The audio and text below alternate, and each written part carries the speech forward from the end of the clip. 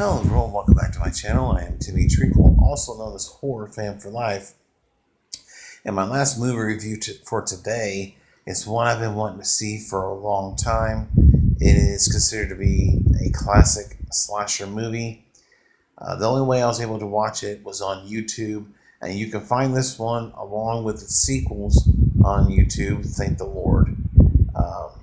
But the movie I'm referring to is Prom Night. Now, this is the original Prom Night, not the remake. The remake was, well, we'll talk about that some other time because I will be reviewing that after I watch the rest of these movies. But Prom Night was released on July 18th, 1980. It is a Canadian slasher movie that received mixed reviews with critics. Currently holds a 5.4 out of 10 on IMDb, a 45% on Rotten Tomatoes, and an 89% on Google. It had a $1.5 million budget and brought in $14.7 million at the box office. It was directed by Paul Lynch and written by William Gray, and it is considered to be a cult classic now, and stars Jamie Lee Curtis, Leslie Nielsen, Casey Stevens, and Eddie Benton. And this review will contain spoiler alerts. So if you haven't seen Prom Night, the original movie, 1980, you have been warned. This is going to contain some spoilers. So here we go. When I'm done with the spoilers, I will give the camera a thumbs up. And if you want to see my final score, wait for that thumbs up, and the score will come up after that. But Prom Night, it starts off, you have a group of kids in an old high school playing a game similar to what I used to play back when I was a young kid. And they end up chasing this one girl to the third floor of this old school. And she gets so scared, they keep creeping in closer and closer to her. She ends up backing out a window and falls to her death.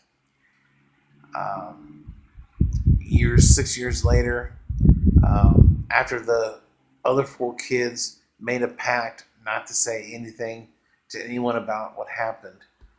6 years later, we find these kids in high school. They're getting ready for their junior, senior prom. It's the big event. And there's a certain person who is out wanting to kill those four who were responsible for this little girl's death. Now, originally, when I'm watching this movie, I'm watching the movie on this same device that I'm recording this review on. The lighting wasn't as good as it would have been on my TV, but being that it is an older movie, I really wish I could watch this in Blu-ray. But nevertheless, I like the characters.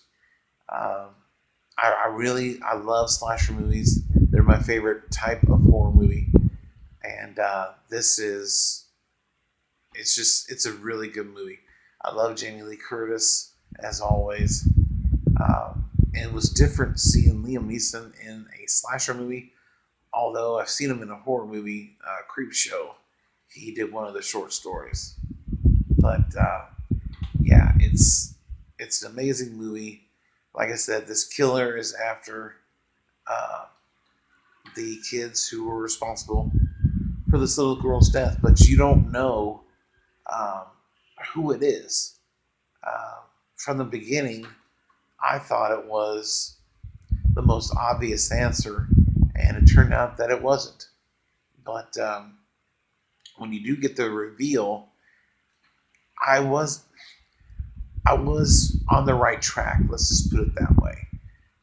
I'm not going to reveal who it is, of course, but those, like I said, those kids get picked off one by one. There's some nice kills, but nothing to write home about. I was kind of let down by almost all the kills, but it's a typical slasher kills.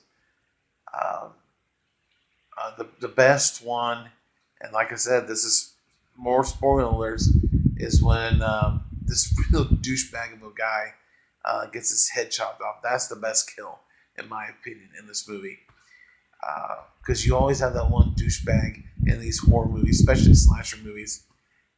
And of course, you're going to get nudity, of course, boobs and everything. But uh, uh, it was still a really good movie. I loved the third act.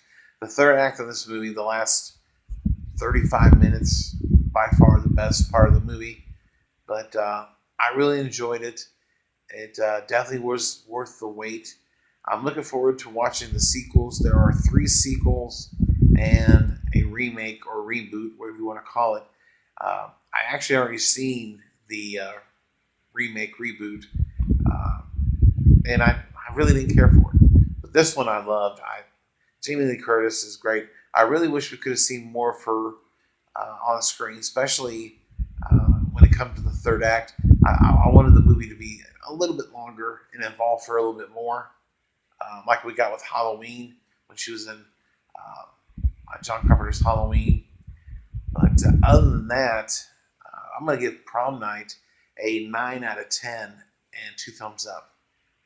There's a thumbs up. Spoilers are over.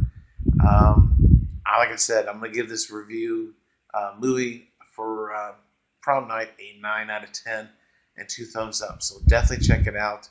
It is a great slasher movie. I only had a few nitpicks. Like I said, some of the lighting wasn't really good.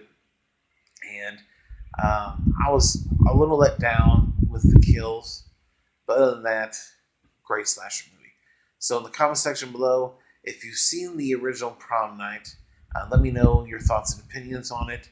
And if you've seen all the movies, there's 5 of them. Give me your ranking of them, or let me know which one is your favorite.